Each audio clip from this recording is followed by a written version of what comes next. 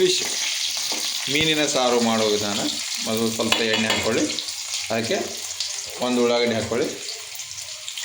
ತದನಂತರ ಬೆಳ್ಳುಳ್ಳಿ ಹಾಗೂ ಅದ್ರಕ್ ಪೇಸ್ಟ್ ಹಾಕ್ಕೊಳ್ಳಿ.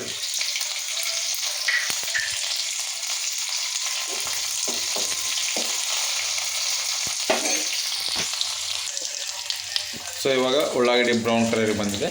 ಅದಾದ ನಂತರ ಮನೆಯಲ್ಲೇ ಮಾಡಿದಂತಹ ಮಸಾಲೆ ಖಾರದ ಪುಡಿ 2ರಿಂದ 3 ಚಮಚ. ಸೊ ಈ ಮಸಾಲೆ ಖಾರದ ಪುಡಿಯಲ್ಲಿ ಬೆಳ್ಳುಳ್ಳಿ ಕೊತ್ತಂಬರಿ ಮಿಕ್ಸ್ ಮಾಡಿರ್ತಾರೆ.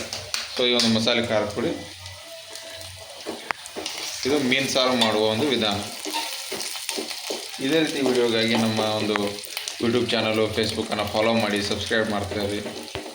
ಸೊ ಖಾರ ನಿಮಗೆ ರುಚಿಗೆ ತಕ್ಕಷ್ಟು ಇರಲಿ, ಅದೇ ರೀತಿ ಉಪ್ಪನ್ನು ರುಚಿಗೆ ತಕ್ಕಷ್ಟು ಬೇಕಾಗುತ್ತೆ. ಸೊ ನಾವು ಮೀನಿನ ತಲೆ ಸಾರು ಮಾಡ್ತಾಯಿದ್ದೇವೆ. ಆಮೇಲೆ ಸ್ವಲ್ಪ ಹುಳಿಯನ್ನು, ಸೊ 2ರಿಂದ 3 ಚಮಚ ಹುಣಸೆಹಣ್ಣು ಹುಳಿ ಹಾಕೋಬೇಕು. ನಿಮ್ಮ ಕಡೆ ಹುಣಸೆಹಣ್ಣು ಇಲ್ಲ ಅಂದರೆ ನಿಂಬೆ ಹಣ್ಣಿನ ಒಂದು ರಸ, 1 ನಿಂಬೆಹಣ್ಣಿನ ರಸ ಅಥವಾ ಅರ್ಧ ನಿಂಬೆಹಣ್ಣಿನ ರಸ ಹಾಕಿದರೆ ಸಾಕು.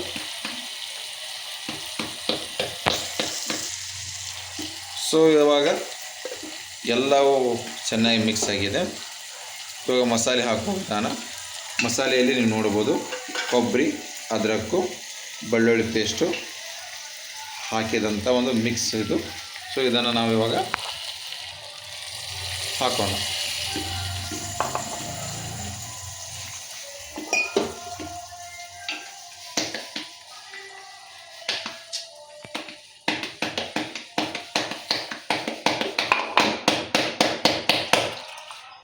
ಸೊ ಇವಾಗ ಗ್ಯಾಸಿನ ಫ್ಲೇಮನ್ನು ಜೋರಾಗಿಡಿ.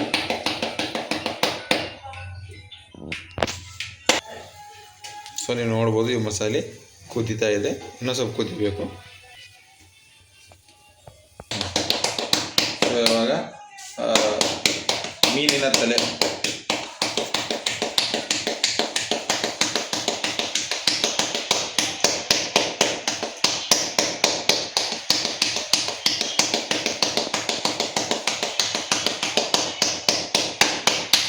ಸೊ ಇವಾಗ ಅದೆಲ್ಲ ಚೆನ್ನಾಗಿ ಮೀನು ಕುದಿಬೇಕು. ಕುದ್ದ ನಂತರ ನಮ್ಮ ಮೀನು ಸಾರು ರೆಡಿ ಆಗುತ್ತೆ.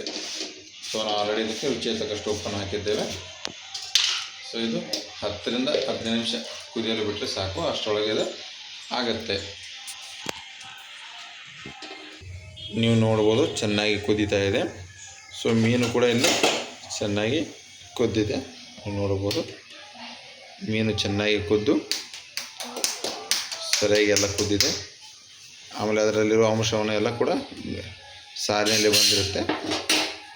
ಸೊ ಇವಾಗ ರುಚಿಕರವಾದ ಮೀನು ಸಾರು, ಮೀನಿನ ತಲೆ ಸಾರು, ಇದರೊಂದಿಗೆ ರೊಟ್ಟಿಯೊಂದಿಗೆ ಇದನ್ನು ನೀವು ಸೇವನೆ ಮಾಡಬಹುದು.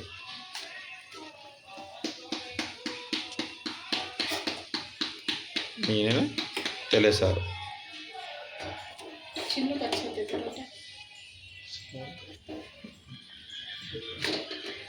ಸೊ ಇವಾಗ ನೋಡಿದರೆ ಇದೆಲ್ಲ ಕುದ್ದಿದೆ. ಸೊ ಕುದ್ದಿದೆ ಅಂದರೆ ಇವಾಗ ಇದು ರೆಡಿಯಾಗಿದೆ ಅಂತ ಅರ್ಥ.